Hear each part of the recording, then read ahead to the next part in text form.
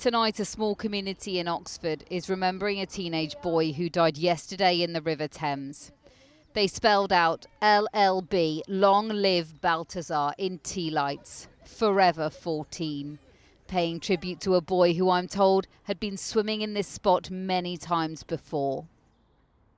Baltazar L'Qui lived locally, but his family are from the island of Timor in South Asia. The Oxford Timorese Community Association said they are all grieving and that this tragedy is a reminder to all communities about the importance of child safety around open water. In Kent, the body of a 15-year-old boy has also been recovered. Rescue workers were called to this spot in Swanscombe yesterday afternoon after reports a swimmer had got into trouble in the water.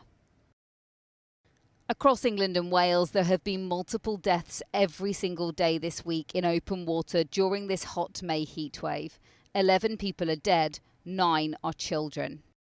17-year-old Mohammed Seka has been named as the teenager whose body was recovered from a lake in Rother Valley Country Park in South Yorkshire on Monday. 15-year-old Declan Sawyer died on Sunday in Lincolnshire. Recco Puttock, who was 13, died in West Yorkshire on Monday. And the body of 12-year-old Junior Slater was recovered from open water in Lancashire on Tuesday. Becky Ramsey knows what their families are going through. Her 13-year-old son Dylan died in 2011 while swimming in a quarry in Chorley. She now campaigns on water safety. I've got bags under my eyes because I haven't slept properly for the past 3 nights thinking about all these poor families, and I'm reliving their nightmare because I'm reliving my own nightmare in their time, if that makes sense. So every time I hear about a tragedy, it takes me right back to the beginning. We don't even talk about the fact that we've got firemen and firewomen and police officers that never signed up to pull dead children out of the water, let's be honest. The UK Health Security Agency is warning of more water-related incidents over the next few days because of this prolonged spell of hot weather. It has issued a new yellow heat health alert for parts of the East, London and South East England running until Saturday night. But the number of lives claimed by open water this week is raising alarm across the country, and there are concerns that the safety messages are just not getting through. Stacey Foster, News at 10, Oxford. The hot weather has been blamed by South East Water for 22,000 customers having to go without, totally or partially. That will be the same South East Water that blamed the cold for cuts in supplies either side of last Christmas. A familiar crisis in Kent. Thousands of homes once again without water following this week's heatwave.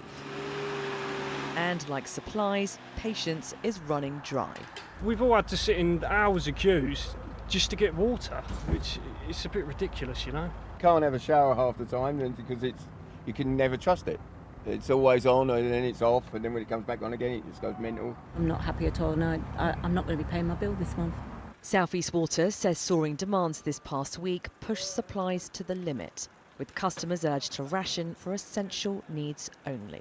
But for businesses, that simply isn't possible. Yesterday it was just off all day, so from first thing in the morning we had to close the salon all day. 95% of the customers obviously have their hair washed to have it cut, or obviously colouring and stuff like that, so we can't do any of the services really without any water. And for the vulnerable, the disruption has been even harder. I'm 93 now, and it was really distressing not to be able to turn the tap on, so I managed to pour some water into the kettle and heated that up, carried it through into the bathroom, and I was able to wash my face and clean my teeth. For window cleaner Andy, minimal water has meant takings are down by 40%. Bit of a nightmare at the moment because you don't know when it's going to come on. It's not like someone tells you, so you can't plan and tell the customers I'll be there tomorrow because you don't know if you're going to have water. And this isn't the first time. Throughout last winter in Kent and Sussex, it was a similar story. For South East Water, this is becoming a familiar problem, and the pressure at the top is only growing. In the past month, its chief executive David Hinton and chair Chris Train both resigned, following a damning report by MPs. Today, South East Water desperately trying to reassure customers. There is water in the aquifers, so we have had enough recharge over the winter period. And actually the challenge that we face here today is then making sure the water that's in our service reservoirs, so they're the smaller reservoirs, that we can get that water out into the network and get it around the network for where we're seeing those increases in demand. But after months of on and off disruption, confidence is low and the people here have had enough. Sabah Chowdhury, News at 10 in Kent.